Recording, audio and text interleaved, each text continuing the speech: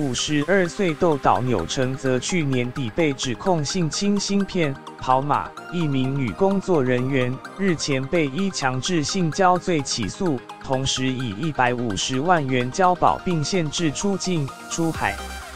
日前，台北地方法院开庭，钮承泽以工作需要为由争取解禁，但法官考量钮承泽资历雄厚等因素，仍维持对他的限制出境出海处分。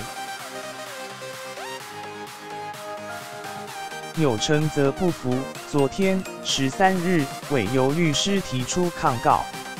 据苹果报道，台北地院法官认为钮承泽涉犯3年以上10年以下重罪，考量到他资历雄厚，有在国外长期居住的能力，又有国外工作计划，裁定他继续限制出境出海。但钮承泽认为台北地院仅以函文继续限制他出境，没有说明理由是重大违误。他至今未收到受限制出境的裁定书，认为法院裁定违背刑事诉讼法，因此提出抗告，要求撤销限制出境出海处分。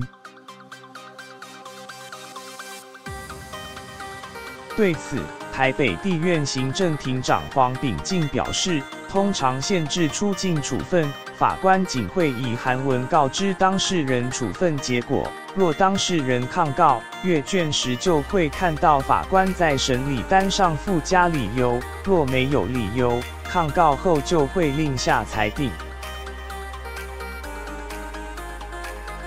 察觉对方有性侵意图时，应冷静设法离开现场，并立即求救。若遭限制行动，勿过度刺激对方，千万不要抵死反抗。相信直觉，拒绝不舒服或不喜欢的肢体接触。睡觉或盥洗时，门窗要上锁。